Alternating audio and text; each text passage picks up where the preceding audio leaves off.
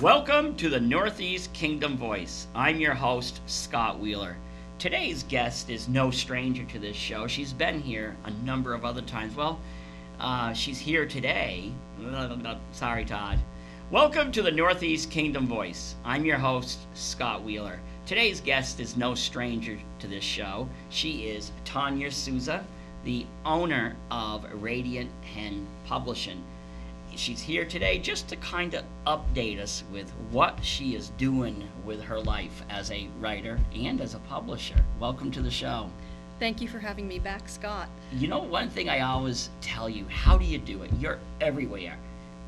I kind of follow you. You're out, you go to this event, you go to that event, you're at Barton Fair, you're everywhere. I'm everywhere. For one thing, I'd cut down to working part-time so I could put the rest of my life into authoring and publishing. Right. So that made a big difference. I don't have a full-time job and I can do this. That is my job. Right. So when you have a job, you put hours into it to make things happen.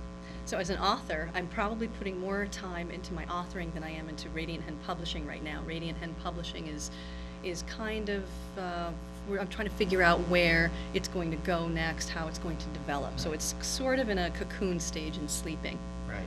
You know, that's the thing is about writing, or even any of the arts, even a lot of times we're really good at the writing part. Do you love going out there and meeting people, or would you just be happy, like most writers, and just stay behind your computers and writing? You would think that I would like to stay behind the computer and write, but that isn't actually true. I really, really love tabling, being behind the table, talking to people, meeting people. I'm not a party person, so if I go to a party and I have to make small talk, I don't enjoy that. I'm kind of introverted in that sense, but for some reason when I have my writing and I'm sitting at a table and I'm presenting those ideas or that material to people, I love it. I love it more than I can tell you. So I guess earlier you would ask me, why am I everywhere? How can I be? How can I not be? Right. I really enjoy meeting people, hearing their stories. I do a lot of work with people as I meet them who are other writers, and I try to help them find places to send their own work, try to pull out their stories. So that's as much of a joy for me as it is to write my own stories. And I think that's the secret of, you know, being in the business of writing, is because you and I are kindred spirits within this world, and you can write all day long, but if you can't market yourself, right? Well, that's okay. If you don't want to make money, and I'm sure, you know, I'm not sure if you rank up there yet with like people like Stephen King. Not yet. No. I'm surprised, but it hasn't quite gotten there. J.K. Rowling, you know, that fame has eluded me a little bit. Yeah. I'm getting there. Yeah, but what would you do with that kind of money? You'd probably fret. No. No, I know exactly what I would do. If I won the lottery or I became a J.K. Rowling, I know exactly what I would do with the money. You would take care of the Northland Journal. That's one of the things I'm sure I would do. Okay, I'll have an endowment there. It would almost all be, I would live very simply, but I have all sorts of things I would like to do to make the world a better place. So what are you doing now? Because we've known each other for a long time. You've been on my radio show. You've been here.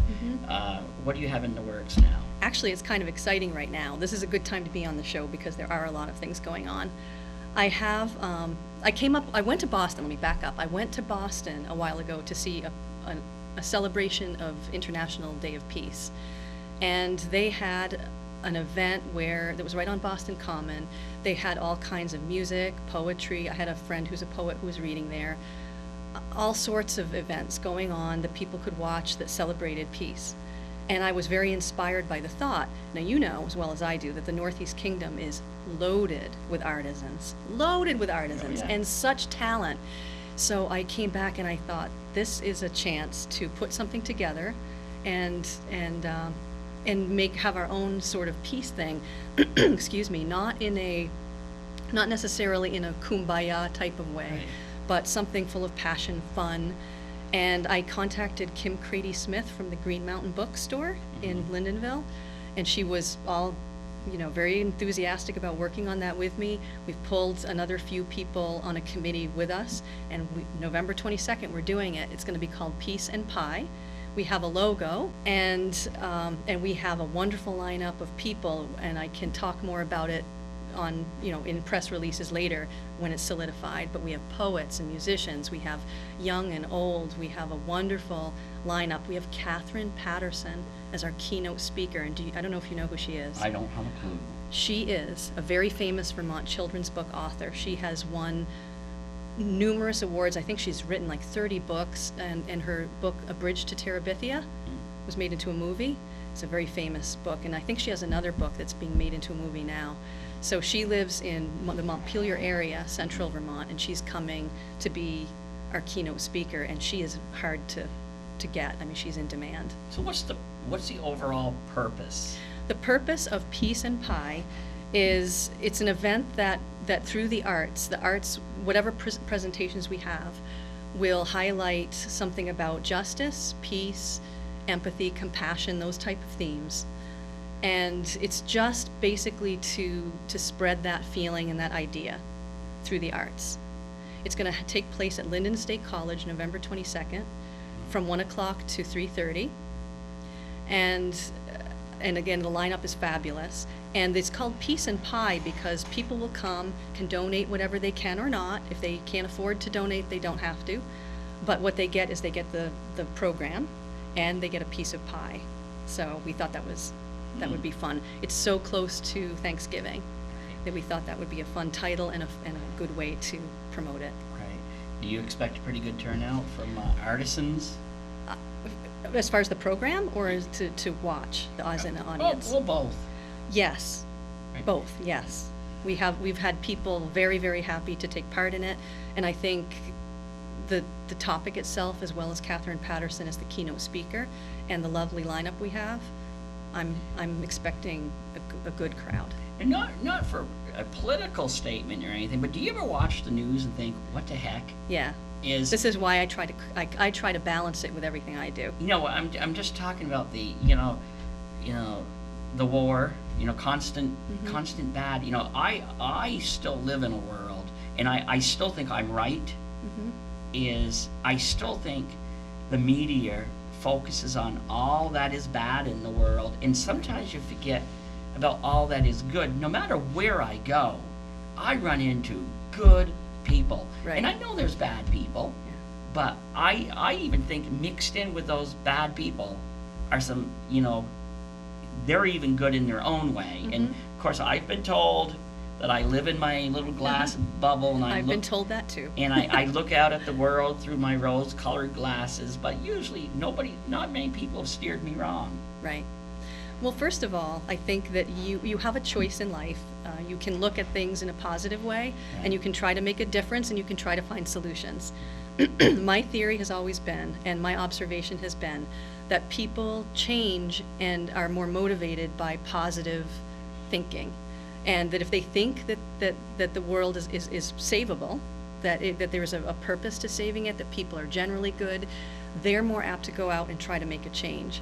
If you keep giving people bad news, you're hammering them over the head with it, you're depressing them as a populace, and you're not getting people to stand up and make a change, which is why I think people aren't voting, because they've lost faith, they've lost interest, and they're so downtrodden and downhearted. What I try to do with any of my writing or any events that are around the arts, I try to promote empathy and positive thinking and hope. And it's not that I don't, like in the Starling God, there definitely there are dark things in that book, but it has hope, and it has some solutions to it, in a sense. When we talk about the arts, this is we were talking about beforehand how the I'm not much into the arts, as in like I have no eye for like painting unless I can tell what it is. Like I've seen some art that looks like my paint drop cloth after I get done, and I can't figure that out. So I'm not really into the arts. But how does writing come into the arts? Are we part of the arts, or are we in another category? We are part of the arts. We're always in the arts. When you study arts in college or anywhere, writing is one of the arts. I have a BFA in writing, a Bachelor of Fine Arts in writing. But before I answer that more, I want to mention about that logo for Peace and Pie before I forget, that Wendy Edelson, speaking of arts and artists, she is a Vermont illustrator, fabulous, and she is the one who created that logo that you saw earlier. Right. So I just wanted to mention her. As far as going back to your question, are we the arts? We paint, but we paint with words. I don't know about you, but when I'm writing fiction anyway, I'm very visual. I see the scenes like a movie going through, and when I read in scenes. Really there's a lot of visual going on. So it's a very visual art, even though it's verbal too. Actually, I write history. I try to get it factually correct through the eyes of the person, and sometimes the family members will say that I write in such a way that it's like they were right there. It's like, like sometimes the people who tell me the stories, if they're in their 80s and 90s, sometimes it's the first time that their loved ones are even hearing the story. Nothing to say about reading the story, because it's so much easier for some of these people to tell a strange. It's kind of like when people go to a hairdresser or a barber. Oftentimes those people will tell those people things that they won't even tell their family. And so sometimes when I interview them, it's their first time, and so people tell me it's just like it. I take them through it just like they're living their loved one's experience. Right, and what's not art about that? Right. That's you're also painting with your words, and I think it's easier for people to talk to strangers, because when people are, excuse me again, when people are within their own group, they think that these stories are not important. It feels usual, it feels everyday. They don't recognize the beauty in the story of their lives or their loved ones' lives or whatever. So actually one of the things I've been doing too is writing workshops with people. I had a wonderful group recently. I've had a couple of them, but one that I ran right at my home, and I worked with this group of women, helping them realize how to mine their lives for stories. And they came to the workshop, to the workshop class, I'm not sure what to call it, saying, well, who's going to find this interesting? I'd like to tell this story, but who's going to find it interesting? Oh my gosh, so many people. Maybe not everybody, but so many people. We all have stories to tell. And one of those stories that came out of your class will be published in my Northland Journal. Yes, you did. November. Yes. So something came out of it, and that was a very interesting story. Yes. Because that's the thing, is we all do have stories to tell. That one of the things I find so unfortunate is sometimes I pick up an obituary of somebody I've known for years, maybe have not been really good friends with them, but I've known them, and I've read their obituary. It's like, wow, I wished I had known that when they were alive. Right. I know. There's some saying, and I'm sure I'm not going to get it right, about even writing fiction, and I can't remember. I posted it recently on Facebook. Something about that you should pay attention when you're writing to your small characters as much as your main characters, because everyone is important. Every life is important, even in fiction. So, and definitely true in real life. And right? a lot, some of my best stories come from people who, when I approach them, I know I've got a real good person when I approach them and say, I don't have a story to tell. Right. And oftentimes, those are the people who have a story to tell, and they, a lot of times, sincerely don't think they do. Exactly. But, and then we're even fortunate on this show here we are. I'm a history writer. You're a fiction writer. But then we have the famed, legendary singer-songwriter Todd Snider, who is the producer of this show. I know. You know, so we've got a lot of talent here. We do have a lot of talent. By the way, I have his new album, and it is amazing. Oh, it is. I love it. Is, I love it. You know, I knew Todd for years before I actually heard him sing. Yeah. And I said, Todd, you can sing. And his latest album is super. It is. I told him, you know, since you go everywhere, he goes everywhere. You ought to like kind of tag team. It would be fun. I understand he's going to try to go to Boston and maybe some other cities, New York City, and try to get out there. And it might be fun to Right. travel along with him. And, Well, you know, when he goes back down to Nashville, you can team up with him down there because he goes down to Nashville occasionally, and you can hit up. Like I did when I was in Nashville, I hit up Annie Mosier, who's a singer-songwriter, Right. the daughter of Howard and Phyllis Mosier. Right, Howard the novelist. Yeah. Well, that would be interesting because the Forestry Press that did both the Starling God and the Forester's Tale, the book that I co-authored with my father, they're both from Forestry Press is from Tennessee. I think it's just outside of Nashville. I don't Right. think it's in Nashville, but it's outside of there. Right. So who knows? I could go visit the office and do some work there, and they could even help promote. There we go, Todd. Yep. And so you mentioned your father, and he's now an author. He is. He's 82 years old, and he has his first book out, The Forester's Tale. Right. He wrote it, and it's a lovely story. I love this story, both personally and even if it wasn't my father's story, I would love it. He wrote the first draft of it when he was, I don't know, maybe 60, 61 or somewhere around there. It was 20, some odd years ago after my mother passed away from cancer.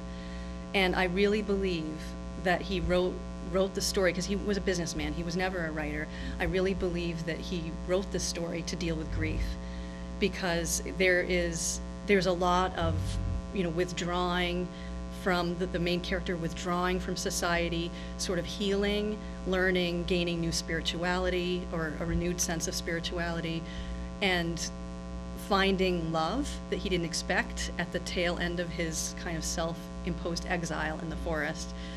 And the love interest, I'll say, her name is Krista, and that was my mother's name. So it was as if he wrote this book when he lost her, through his grief, trying to rediscover and recapture both himself and his direction and a piece of her. It's very touching. Did you learn any? Because is it fiction or is it? It's fiction, but it has some pieces in it that are definitely based on fact. But it's a fictional story. I mean, a lot happens in there that didn't really happen.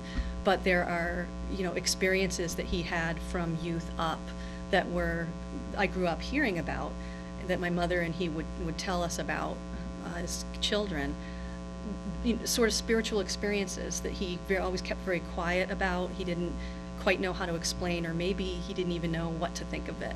It's the kind of thing that, now I think people have experiences like that, and society is much more open to hearing it. Back then, I think he was really worried that people would think he was crazy, and he was not crazy. He was guided. But on the other hand, I also think there's another factor with a lot of men, particularly your father's generation, Yeah. and beyond, before that, was men were not supposed to be touchy-feely. They weren't, Right. You were supposed to be a man, suck it up. That's what Yeah. I tell people when I interview. I'm running out of World War II veterans to interview here, and people will even tell me, these World War II veterans, they came home, they sucked it up, they moved on. No, they didn't. No, they didn't. They suffered a lot of times in silence or Right. in the bottle. Right. Many suicides. Right. And Yeah. I just interviewed, and I'm sure he won't mind me mentioning his name because I'm doing an article on him, my beloved 7th or 8th grade or both teacher, Dick Hall. He's 94. He was this mild-mannered guy, tall, lanky guy, and it wasn't until recently that I interviewed him, and he was in some of the worst combat of World War II that you could ever imagine, and he talks about the day he was hit, And it wasn't that he was hit. All of a sudden, he talked about all the men that he saw died, but then all of a sudden, this teacher of mine broke down into a puddle. Right. Because he was talking about that little girl who would come to their camp and they'd feed her, and it was a little blonde-haired girl, about 4 years old. Yeah. He said it ripped her, the same shell that hit him ripped her to shreds. Oh gosh. And you could tell some of these World War II veterans that I interviewed, the combat ones almost always cry. Yeah. And it's now because society allows that. Yeah.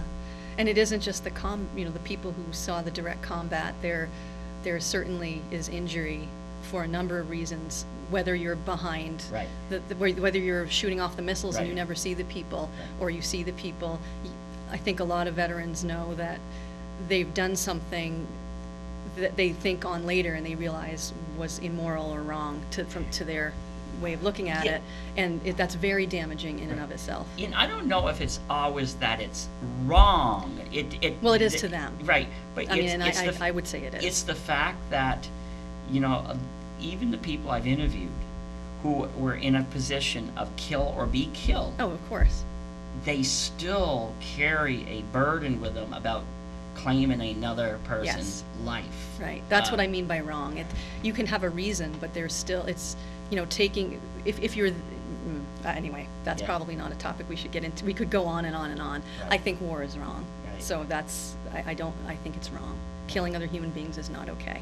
So you must really hate what's going on out in the Middle East now. But that could be a show that would go on forever. Well, and that's why at this Peace and Pie event, it's again to promote the idea of peaceful solutions. I think that I know there are problems in the world, problems that are frightening, problems that certainly where people could be killed, but I think that we really need as human beings to think about peaceful solutions, other ways to deal with problems, with stress, with conflict. We need to find other ways, and at the Peace I and think shut off the news too. Sometimes I still think, Well, and yes. I know it. I know that's too basic, and I Mhm. do know that. But I just think that the media, and I love the media. Don't get me wrong. I do I too. worked. We both worked in it. Yeah, we do. Yeah. But I think sometimes it just keeps you so charged up, and it seems like there's a segment of society that because they keep focusing on the bad, they want to outdo the bad. Right. It's like these shootings. Mhm. I still think that we're generating those people just by not glorifying it. So what? Well, it is glorifying it. It is. I think you used the right word.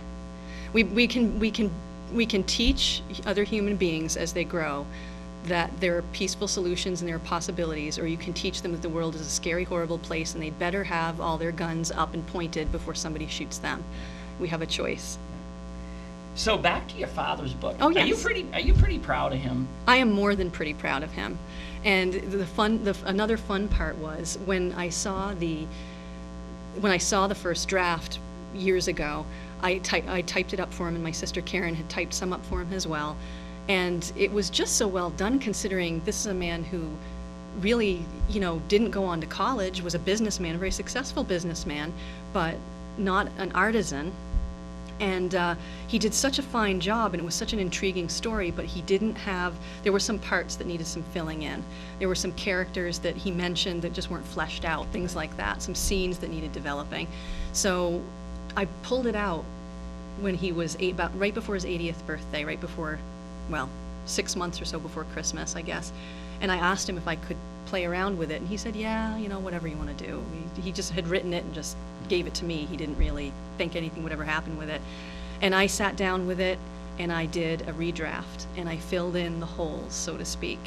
And that was such a joy. I can't tell you what it was like to collaborate. I like collaborating anyway with people's writing, but to collaborate with my dad and know where a lot of it was coming from, and to be able to really be beyond family. We were even family in writing at that point, and then make it everything that I knew it was. But did it feel funny at first to kind of mold his writing? Because as we've talked about on previous shows, there's a difference of, like we have the same friend and person. We use her, at least I use her for an editor. I think you use her for a proofreader, Janine Young.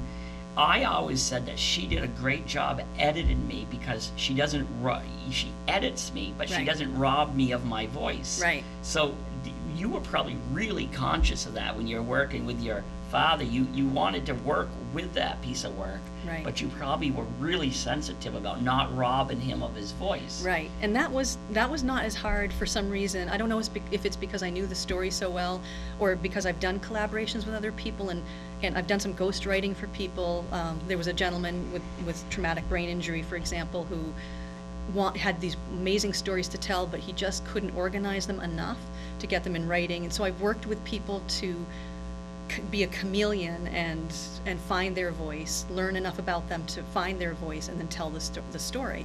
So I had Dad's story, and it wasn't as hard as I thought to write it, but make sure it still sounded like what he had there. Most people I've asked have not been able to tell, and even Dad, it was so funny when he read that final draft when I gave it to him on his 80th birthday. He read it and he wasn't sure what he'd written and what I'd written. In some spots he really wasn't sure. In some places he thought that I'd written that, but no, I was like, no, Dad, that beautiful writing right there is yours. And then other places, he wasn't quite sure it was mine. He wasn't even sure after all those years who was who. But I think your father's story is also about him coming into the world of writing. I still think most people have a talent that they're just, maybe they don't know they have, or they're afraid to explore. Exactly. And I just don't, we've talked about this before. You were destined to be a writer. You even said at a young age. Right.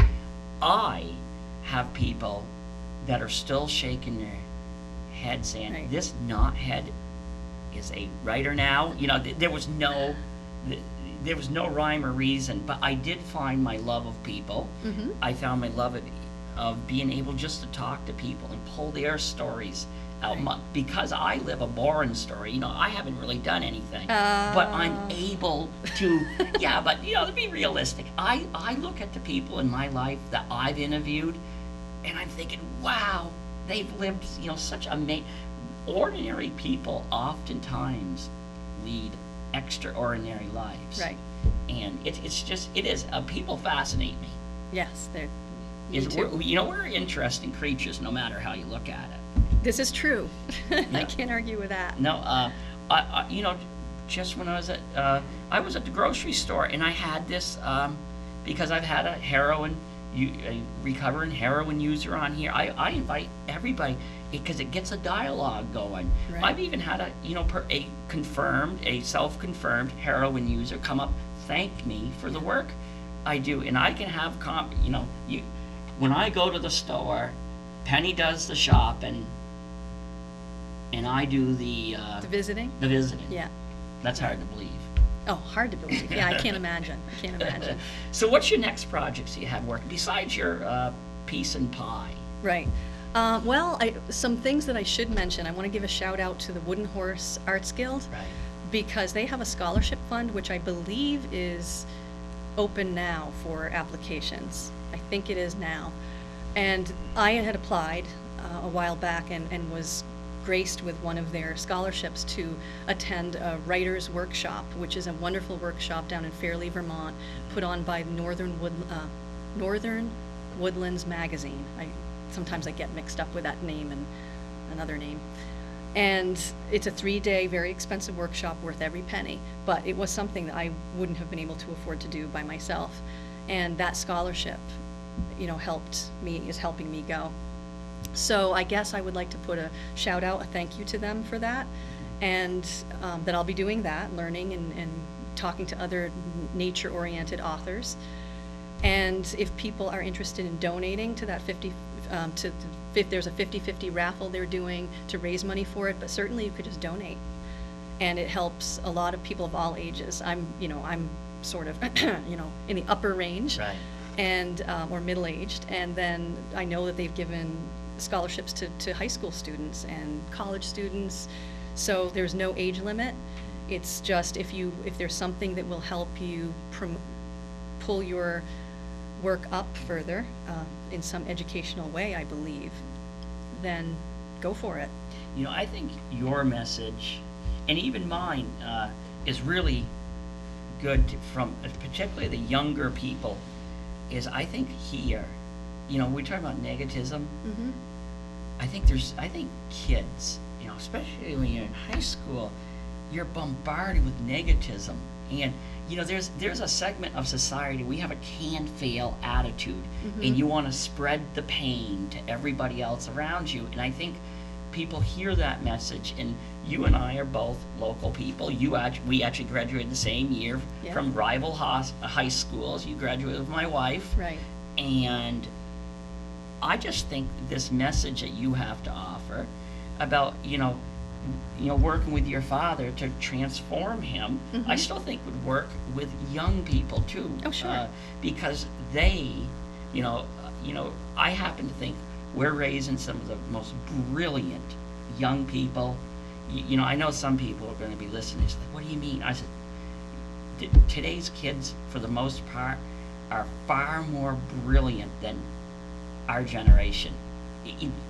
I just believe that. I just think that They have access to a lot more information. When I think about what it would have been like to have the internet when I was young, and when I was researching things, and when I was, working in the art room, or when I was the editor of the school newspaper, the things that I could have done and the things I could have learned, and, I suck it up like a sponge now. And I know there are bad parts of the internet, but I think young people have access to learning and to growing in a lot of good ways too with that. So I think that plays a role in why they can expand more. Their world is much more expansive than it was. We were in that transition time right before that exploded. right. And the thing is I look as a writer, as a researcher, and I think I'm so glad that Mhm.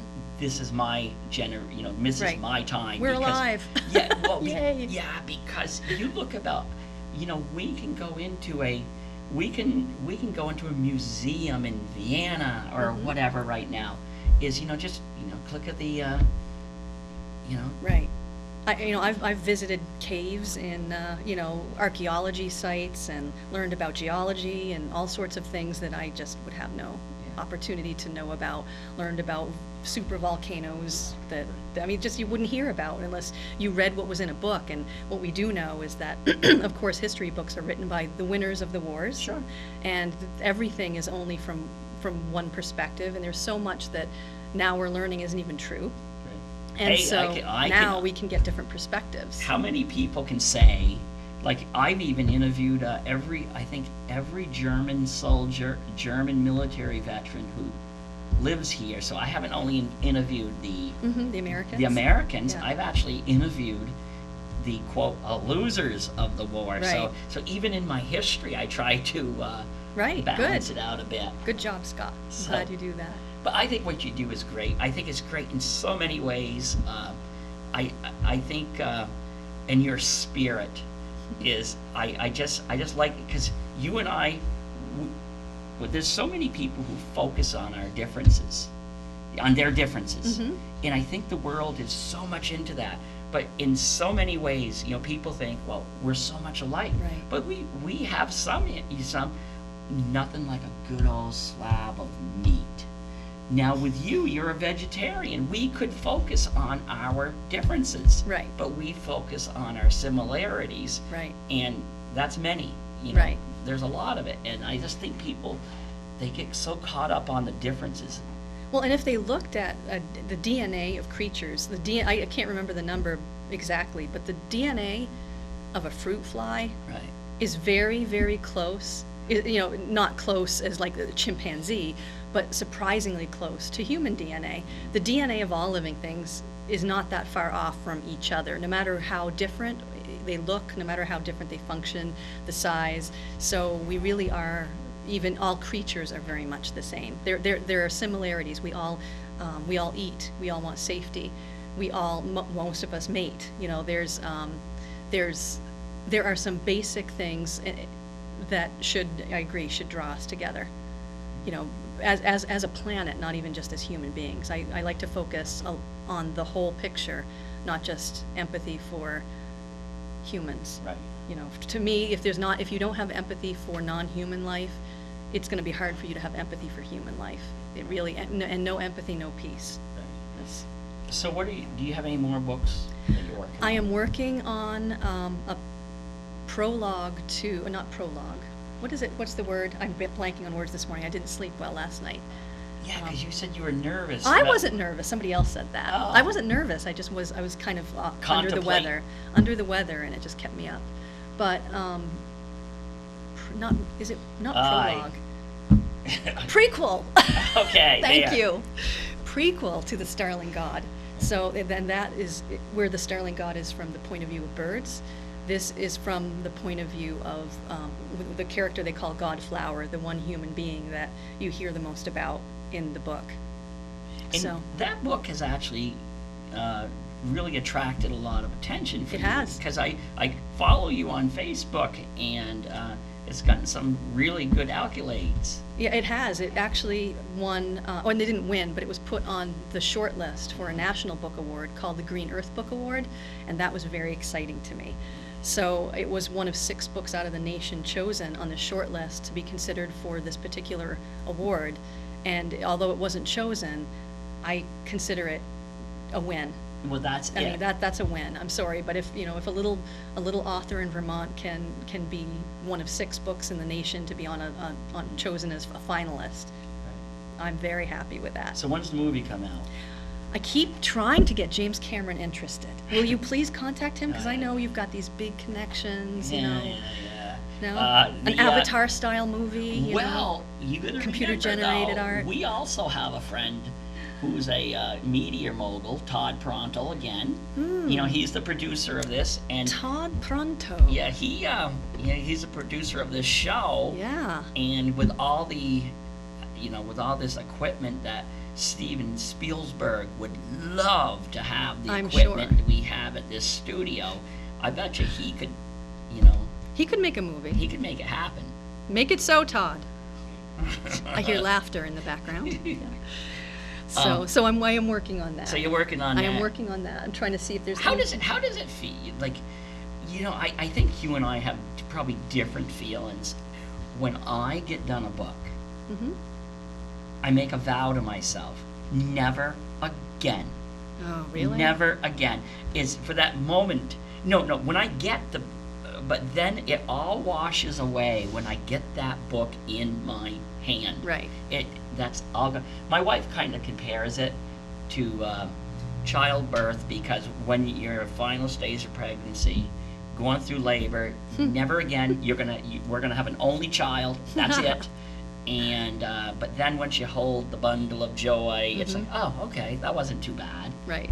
But I do have. Do you ever have a moment where you say never again? No, I don't. And it's because there are so many ideas that push. I cannot imagine anything in life that I would rather be doing. Even though right now the book I'm working on isn't coming easily like the rest. Not that the rest came totally easily, but the beginning, it's like it's hard to get to, but I think I know why. I think it's because it's painful. Some of the stuff that I'm going to be writing about I know is painful and I'm avoiding it.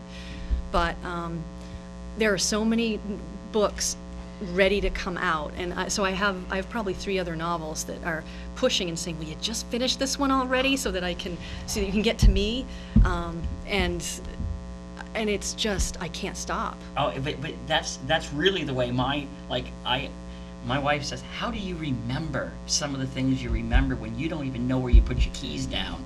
Cheers. It is, I am there. I'm with that. It is.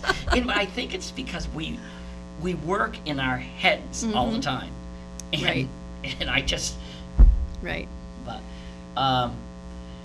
so do you have are you going to be appearing anywhere in the coming weeks or months? It must be during the Christmas season you're going to be ramping up a little bit. It I'm not sure. Things usually happen serendipitously. I don't plan too far in advance. People just end up calling or inviting me somewhere, and I just end up going. Like today, this was kind of a yesterday. Yeah. Yeah, it was a quick thing, and if I can, I try to hop on things like that.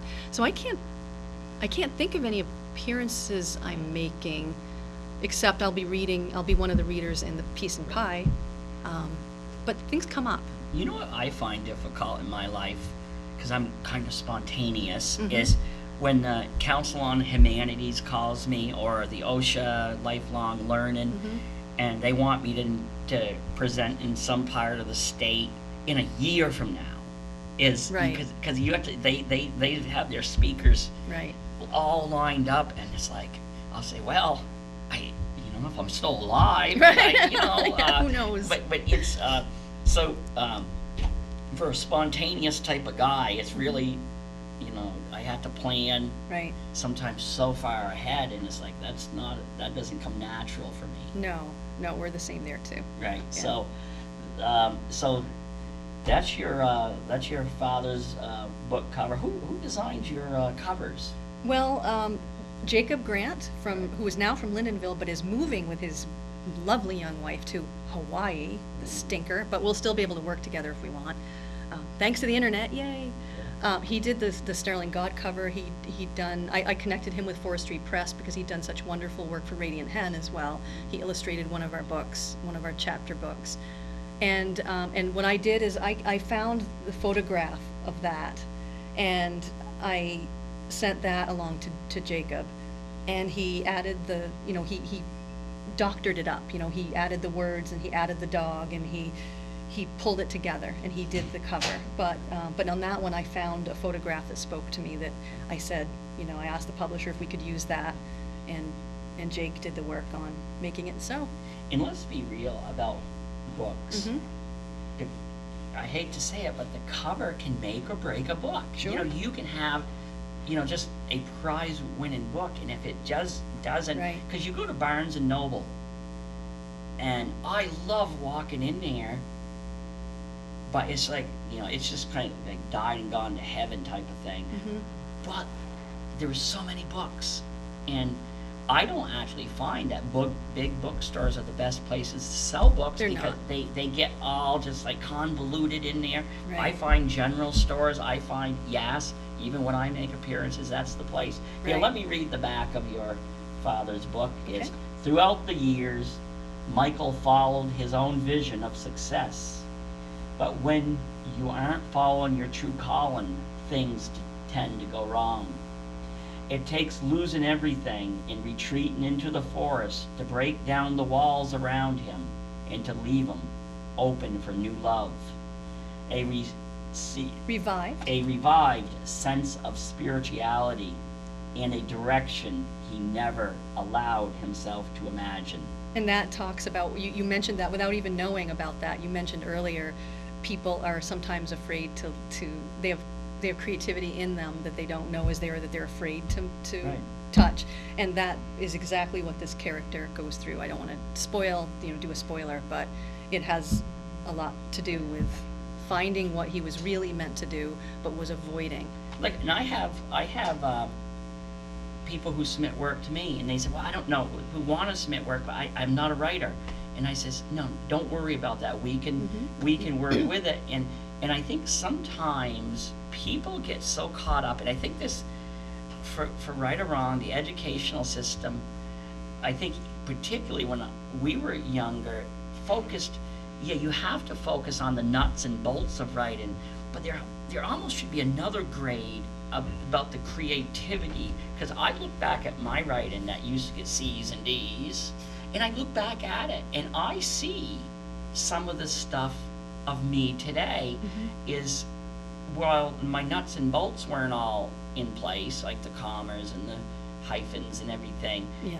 The creativity was always there, Right. but I never, that was never recognized. And I think sometimes that what happens is somebody like your father, that's, like, well, gee, I'm not into the periods and and everything, so I must not be good. Well, that can be worked on. Right. Absolutely. I agree wholeheartedly. Right. Okay, we only have a few more minutes. We've actually gone like 15 minutes over. Oh, we have? But that doesn't really surprise me. Oops. Because you're always you're one of my favorite.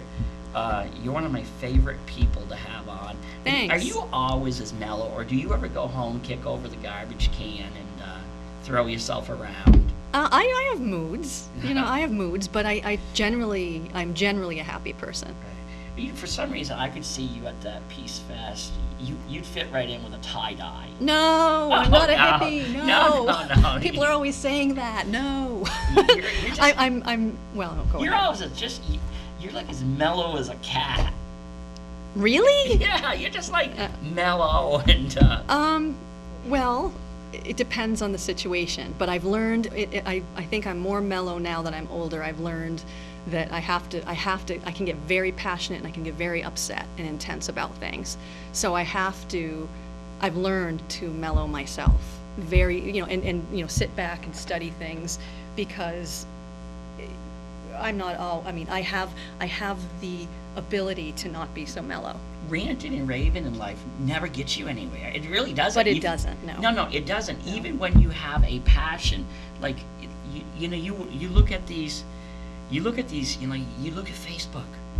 Look at Facebook with a political season coming up, and you watch the people who are politically passionate, but a lot of them are shooting themselves and their candidates right in the foot because of that passion. They're just, it's if it gets negative. If it gets negative, and they attack the other side, and so you've got everybody attacking everybody else. And what I try to do when I'm commenting, and people get sick of hearing it, and I had one lady write to me and say I was an insufferable know-it-all because oh well, but I try to intervene and say, are you convincing anybody of anything doing this? Exactly. You're not convincing anybody of anything doing this. If you if you have hope of convincing anybody of anything, you need to have a positive message, point out what your person has to offer, point out the solutions, and live your beliefs. Live your beliefs. Live your beliefs. Right. And in closing, on the late great Lola Aiken, who died, I think, at 101 or 102 in recent years. She was the widow of the man who popularized the phrase Northeast Kingdom, Senator George Aiken. She said, never, whether in politics or in life, never criticize a person's idea. And she focused mostly on politics. Never ever criticize a person. Right. And if you are going to criticize somebody's idea, have a solution. You have a better, don't have a better idea. You have a better idea. Or don't flap your gums. Right. and that's it. That's terrible. Sorry. Yeah. So anyway. Hey, it was great having you on, and I'm sure, and then you will be on many more times in the future. Well, hopefully for Northeast Kingdom Learning Services next time.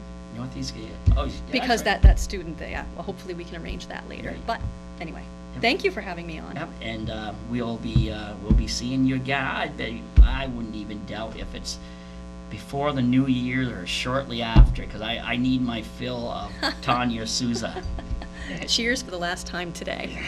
Thank you. And thank you to the viewers for tuning in to another segment of the Northeast Kingdom Voice.